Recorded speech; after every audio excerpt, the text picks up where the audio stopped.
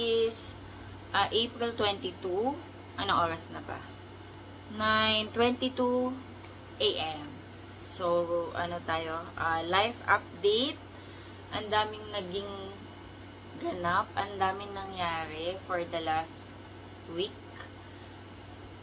Parang more than a week akong walang upload. Kasi ayun nga, wala na si Inang, wala na yung lola ko. And wala akong motivation mag-vlog. Ngayon lang ako nag-open ng camera na matagal. Na maliklip-clip lang. Kasi I'm still grieving. Kahapon nilibing na si Inang. And ngayon, gusto kong i-divert yung nararamdaman ko. Kasi syempre, kapag wala kang ginagawa or kapag minsan silent moment, naiisip mo naiiyak ka. Kaya naisip ko mag-start ng vlog ulit para ma-divert yung attention ko, malibang ako. And I'm sure ayaw din naman ni Inang na mag-iiyak ako ng mag-iiyak. Kaya yan, continue lang ang buhay. Tuloy lang tayo. Sabi nga nila, pag nawalan ka, pag namatayan ka, yung pain hindi siya mawawala. Nandiyan lang yan habang nabubuhay ka. But, you'll just learn to live with it. Parang, dadalhin mo na lang habang nabubuhay ka, magmumubuan ka. Dito ako sa taas, nagkakape ako. Si Daddy merong ginagawa sa baba. And gusto ko nga mag-sit down video.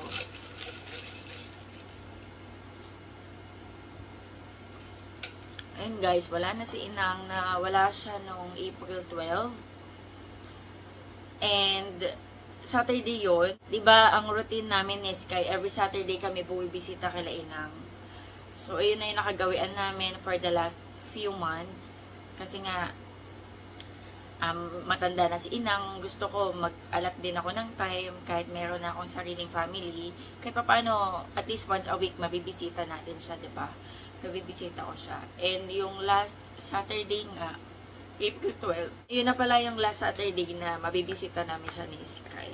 And happy ako kasi hanggang sa huling hininga niya, nandun ako.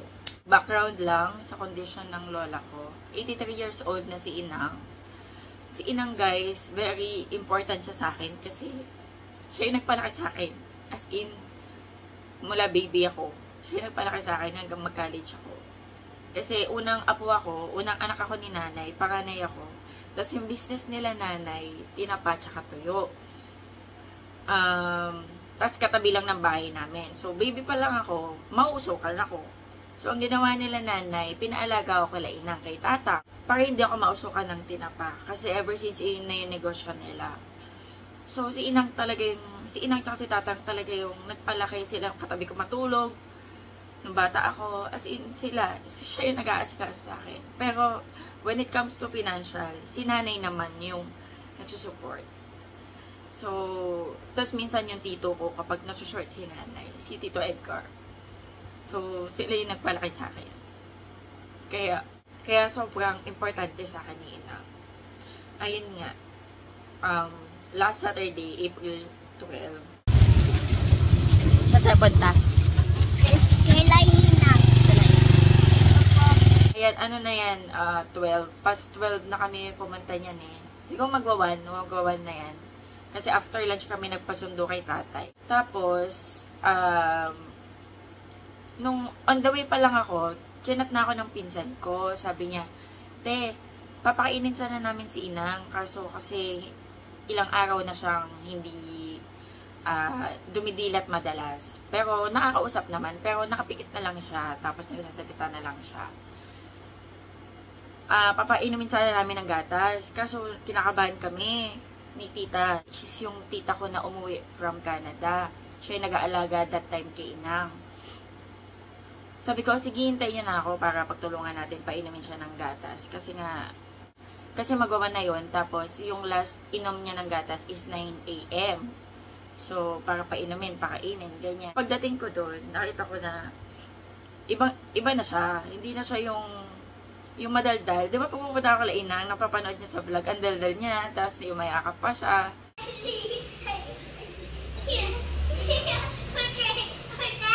nagsasalita pa siya, nagdadaldal pa siya, nakausap mo siya, kahit medyo mali-mali na siya, hindi man yung mali-mali, parang makakalimutin. For example, nagpunta ako doon, tapos, sabi ko, Nang, dito ako, sino ako? Sasabihin niya, si Emily. Emily kasi sa probinsya. Yung Emily ko nagiging Emily. Tapos, maya-maya, makakalimutan niya na nandun na ako. Tapos, pag papaalala mo na nandun, kumbaga, medyo nag-ano na yung brain niya kasi dala ng katandaan. Yun. Pero nung Saturday na yun, pagkakita ko sa kanya, nakapikit na lang siya. Tapos, naka-open yung mouth niya. Nagbibigit na siya din through mouth. Pero may oxygen din siya that time. Tapos pagkakita ko nga sa kanya, sabi ko parang iba na. Tapos chinek ko, meron siyang oximeter, yung nilalagay dito, pulse oximeter yon, na pwedeng ma-read yung oxygen niya, tsaka yung heart rate. And ang taas ng heart rate niya noon nasa 121, which is mabilis kasi ang normal heart rate natin is 90 to 100 as far as I remember. Tapos yung oxygen niya is nasa 66 lang. Maliit yun, mababa yun kasi nasa 90 pataas din yung oxygen level. Pero hindi na siya nagre-respond pag tinatawag mo siya. Minsan tumatango, pero alam mo yung parang natutulog na lang siya, nakahiga, ganun. Pero nagpa-function pa. Since graduate ako ng nursing, hindi ako Diyos, pero nararamdaman ko that time na parang malapit na. Alam niyo yun? Mararamdaman mo eh. Kaya sinabi ko sa tita ko na nag-alaga nung sabi ko, tita, para ka akong alam niyo yun? Para ka akong malapit na. Sabi ko gano'n. Tapos sabi ko, kasi syempre increase na yung heart rate niya, mababa yung oxygen level. So, syempre nagko-compensate na yung heart niya. Alam mo yun, nandun sa level. Pero kasi may usapan na din sila nun magkakapatid na ipasa Diyos na si Inang kasi nga medyo nahihirapan na rin kasi siya dun sa condition niya. Nagkaroon kasi siya nung, di ba na hospital siya, bumaba yung hemoglobin niya, bumaba yung potassium niya, tapos nagkaroon siya ng tubig sa baga. May sepsis siya sa dugo, tubig sa baga din, pleural effusion. And hanggang sa inuwi na nga lang din sa bahay, ilaga. Kumbaga, para sa kanilang magkakapatid, tinanggap na nila na ang magagawa na lang din nila namin is iprolong yung buhay ni Inang. Pero, isurrender kay God kung ano man yung mangyari. Kasi, sa ganong kondisyon ni Inang, kung magiging makasarili kami, syempre gusto namin siya mabuhay. Pero, pag ganun kasi, pag dinala mo yun sa hospital, tutubuhan lang yun eh. Tutubuhan siya, wala pa din kasiguraduhan kung mabubuhay siya nang matagal pa. Kumbaga, para sa amin, pinapasa Diyos na namin para hindi na rin siya mahirapan. Hinihintay na lang namin yung time ni Lord para sa time na yun, alam niyo yun. Hanggang sa ma-witness ko yung huling pintig ng vein sa leeg ni Ina. And then, wala. Ayan, ganyan. Hmm? Ayan, ganyan. Okay. Mommy, why you sad? Because Inang Go to go heaven? to heaven. Inang go to heaven? Opo. Wala na si Ino. Ako pa yung huling nakakita.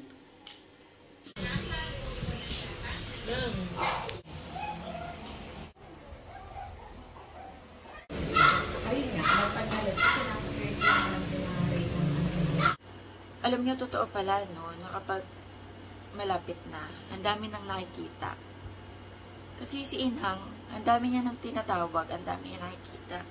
Lagi niyang sinasabi, nakikita niya daw yung nanay niya, yung mga kapatid niya, yung tatang ko din. Actually, bago siya ma-hospital, sinasabi niya na yung tatang ko, nakikita niya daw sa sopa sa bahay.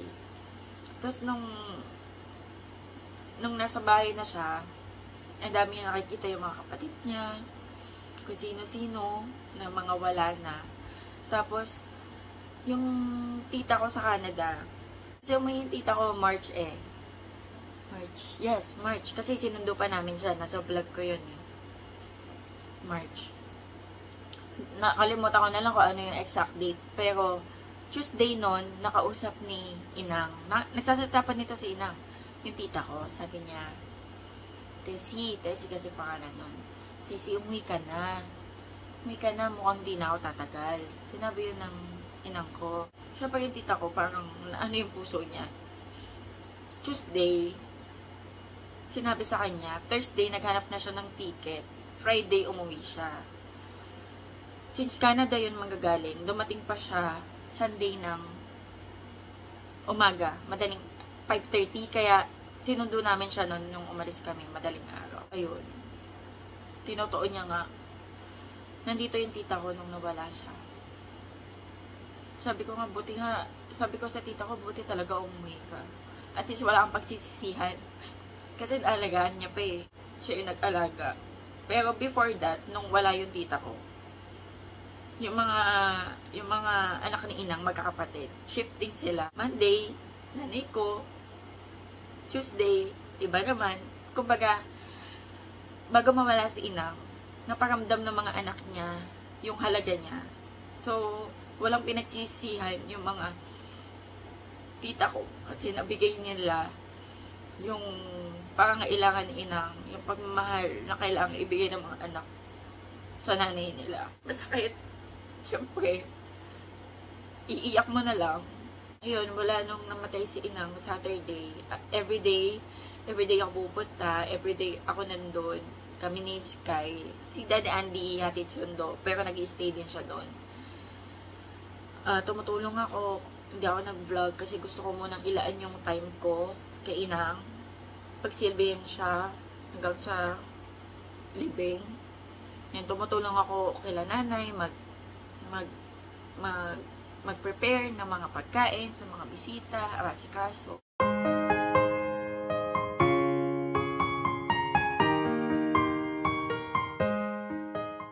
Ayun, tapos kahapon, nilibing na si Inang.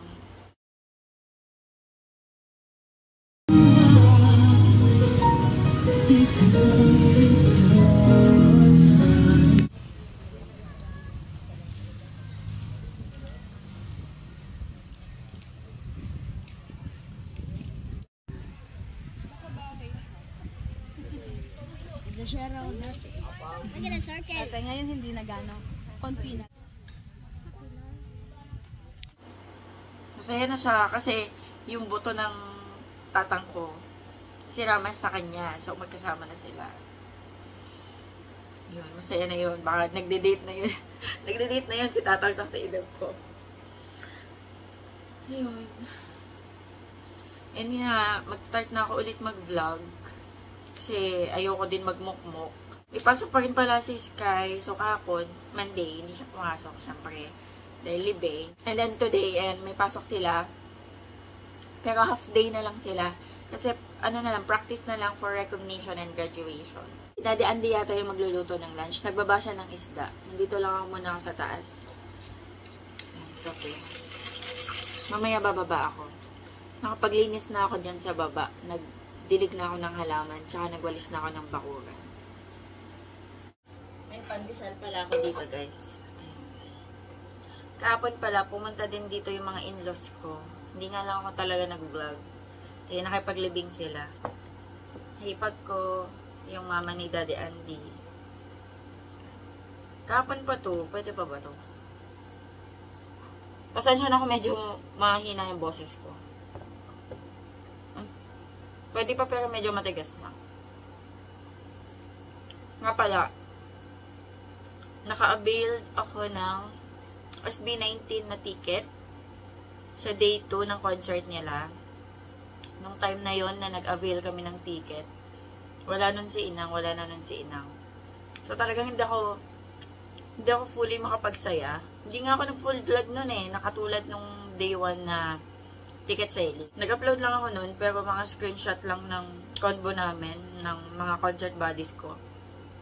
Pero hindi ako hopefully vlog. Kasi wala nga talaga ako kagana-gana. Masaya ako, naka-avail ako ng ticket. Pero hindi ko magawang maging masayang-masaya, alam niyo yun. Kahapon nga sa libing, nandun yung tita ko, natutulugan namin sa Bulacan. Nagyakapan kami. Kasi huling tita niya na yun eh, si Inang. Tita niya yun eh. Yung nanay niya, tsaka si Inang magkapatid. So, nagyakapan kami. Tapos sabi ko na lang, kailangan ko ka ng SB19 para sumaya. Dagdag saya. Sabi niya, yaman, malapit na. Ayun. Kain tayo. Hello guys. Ay, nice ka. I get it. Ay, Colgate. Mouthwash yan, Mommy, mouthwash. can you buy Shinsonic? It's not that scary. Shinsonic, di ba yun yung malaki yung ngipin? Then yung big yung mouth? Opo. Kakatakot. I don't want that. I want. I know. Can you buy? No, it's scary. But, Wait lang, but mag-go it's just a lang. plushie. It's just a plushie. You ask daddy. You ask daddy. Kung bibili ni daddy. Ayan, ano na, alas 3 na. Pupunta lang kami ng shop. May dadaanan lang ako doon. Tapos, pasyal kami sa memorial. Pasyalan namin si Inang doon. Mamaya, siguro kasi medyo mainit pa. Pero maganda nga yung lot ni Inang doon eh. Ito pala eh.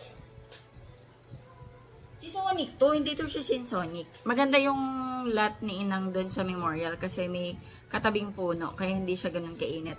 Nagdala na lang ako ng ito, picnic mat para may upuan kami. Ito pala siya Sonic.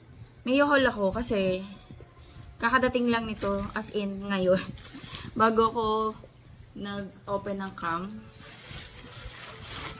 Ano to? Hikaw. Kasi guys, ito ang late ng hikaw ko. May money ka? Magkano? Magkano money mo? Dalawa kasi butas ko dito guys sa tenga. Ito kasing hikaw na suot ko na to. Pang dito to sa maliit na. Ha? Pang dito to sa maliit na butas. My bag up money. Yung bag up money, pag napakadami mo pera, ha? Ayun na yung 200, ayun o, 200 lang pera mo eh. Tapos naghanap ako sa Shopee ng earrings. Kasi guys, kaya ito maliit yung hikaw ko, yung suot ko nung nakaraan na parang flower na may bato-bato keme. Pero silver lang din yun. Nawala yung isa. Eh di bumili ako sa Shopee ng kapalit. Ayun, to nakita ko Mikana. Pero basa ko, ano siya, white gold. Pero parang 14K lang. So, hindi siya ownable. Ano lang to, parang fancy earring na white gold. Ayan. Mikana. Ayan, Mikana. In fairness, ang ganda ng packaging. Doon sa pricing nila, ang sabi doon, 1,000 plus. Pero, nabili ko lang siya ng 300. Naka-sale daw. Ewan ko lang kung talagang 1,000 plus to. Pero, in fairness, ang ganda ng packaging, ha? Ayan o, Mikana. Ito itsura niya. May box pa. Oh. Meron pa siyang pa-envelope pa siya. Sky, can you tone down the volume, please? Thank you. Inside, meron siyang card. Ay, ayaw makuha yung card. May card siya ng Mikana. Tapos, ito. Parang siyang Japanese ano siya. Ayan, may store siya sa Festival Mall, tsaka sa SM City Fairview. May physical store. Tapos, may online store siya sa Shopee, Lazada, tsaka sa TikTok. Mikana, carefree, luxury, jewelry. Lalagay ko na lang sa sa description box yung link. Pero ito na siya. Yun nga, may kasama siya. Tapos may thank you letter. Ayan. Polishing clothes. Wait. Nice. O, may kasama siyang polishing clothes. In fairness ha, para sa 300, may kasama pa siya nito. Na bag. Tapos ito yung box. Ayan. Ang ganda ng box, oh. Tcharam! Oh, nalaglag agad. Walas. In fairness, ang ganda ng box. Ang sturdy, ang tigas, ah. Okay, meron siya nito. Gel. Ano to? Keep this tag for return or exchange. Ayan. Tapos ito na siya, guys. Ito na siya. Kuhanin ko na. Earrings to. Ang ganda, oh. Ay, paano ko ba siya mapapakita? I-zoom ko, ah. Ay, ano ko. Try natin i-focus. Ay, ayaw mo po. Ayan. Ang ganda niya. 300 lang to, guys. 299 actually, to be exact. Kasama SF. Ang ganda. So, ito na yung pang-araw-araw ko. Ay, ang ganda.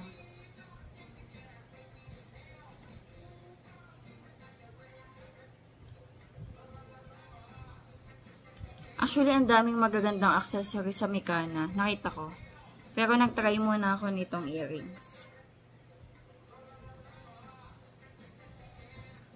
Yan. Ito kasi, kinabit ko yung isang higaw ko nasa ba. Ito silver lang din to. And guys, nandito kami sa labas. Sayo de. Gabi init and si Sky. Sky! Dito ka sa gilid. Mainit dyan, oh. Mr. Burago. Mr. Burago. Kaka-ano mo. Kaka-Korean drama niya yan, eh. Si Park Seo-joon. Favorite niya si Park Seo-joon. Lahat na lang ng drama ni Park Seo-joon. Ayan, galing kami ng BFP, Bureau of Fire, kasi inayos ko yung sa business Bureau of Fire Protection certificate. Ayan, ano na kasi online na, nang nakaraan, nag-apply kami ni Daddy Andy online para sa renewal. Tapos, na-decline kami, yung pala, mag-a-apply ka pag ma-expire na siya. Mag-a-apply ka kapag expired na. Day ng expiration. After. After. Onwards. May 6 kasi ito may expired. So, May 6 onward. O siguro May 7 onwards. Doon ka pwede mag-apply. Tapos kailangan itag yung location ng midpoint. So, yun, pinaayos na namin kanina para sa May 7, pwede na kami mag-apply online ulit. Online na kasi. Sa renewal yun. Kailangan sa kanila. Oo, sa renewal. Kasi yung data ng business mo, wala pa sa kanila. So, papaayos mo. Sila magtatag. Oo, sila nga magtatag. Pag ni-register mo, hinanap mo yung business name mo, lalabas na. Website. Oo. Ayun, inaskaso namin kanina. So, okay na. And, magpo-pour na. Magda-drive to lang kami sa Jollibee, tapos pupunta na kami. Pasyal kami Memorial kay Inang. Partner niya, Coke Float. Order kami ng Jollibee. Steak with float. Tapos, Bumili kaming food. Dito na kami. Malakas yung hangin, masarap. Doon kami dun. Dito si Inang. Wala pa siyang lapida. Kahapon lang. Ayan, dito tayo maglatag. Ay, nasa yung ano mo? Ayan, dito si Inang. Kain kami. Ang cute niya. Hello! Ang cute niya man. Pusang ligaw siguro. Oh, di oh. sige na nga yan. Kain tayo. Binilan din namin sila. Oo, pwede. Mamaya nga madaming nag-ano dyan eh. Nagja-jogging. Ayan, nagkanin kami. Kay Sky. Burger steak. Tapos meron kaming mga mix and match dito. Baka may pumunta eh. Para may mabigay kami.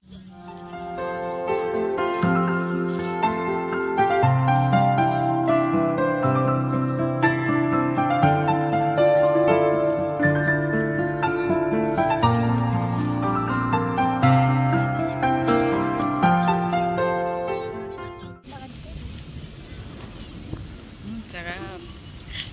Ang dami na namin. Ayan, nagpipizza kami.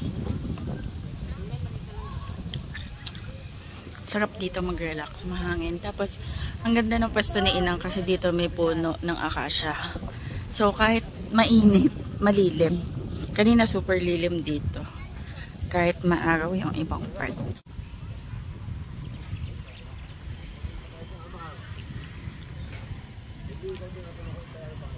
May batang ano po dito. Anong kinakain mo? Milo.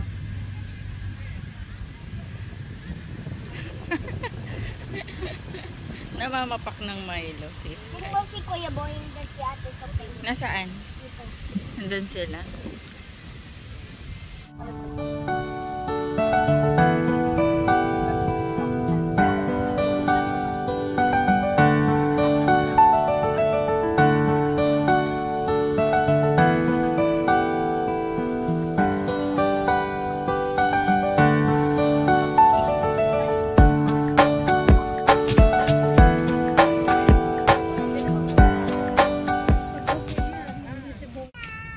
Bye, Inang. Babay ka na kay Inang. Ayan, uwian na. Doon sila. Ayan sila, tita nandito. Ayan, dito na kami. Pauwi na kami. Hello guys. Ayan, bye na kami. Nakauwi na kami. And hindi na kami magdi-dinner dito. Busog na. Kasi diba nag-Jollibee kami. Tapos si Tito nagpa-pizza din. So, doble-doble yung kain. Ayan. Rest. Eat what? Can I eat in the house? Ano gusto mo kainin? Kumain na tayo ba? Opo. O, anong gusto mo kainin? Gugutom ka pa? Opo. Chicken nuggets. Sige, may kanin naman. Paglulutuan ko pala to ng chicken nuggets. Halika dito, mag-end time vlog. Paglulutuan ko to ng chicken nuggets. Gusto daw. Okay. Yeah, Sige. come. Ano? Oh, you're welcome. And guys, i-end ko na dito yung vlog. Thank you so much sa panonood. God bless. Please like and subscribe. Bye-bye. Say bye. Bye-bye. See you tomorrow. See you tomorrow. Bye-bye.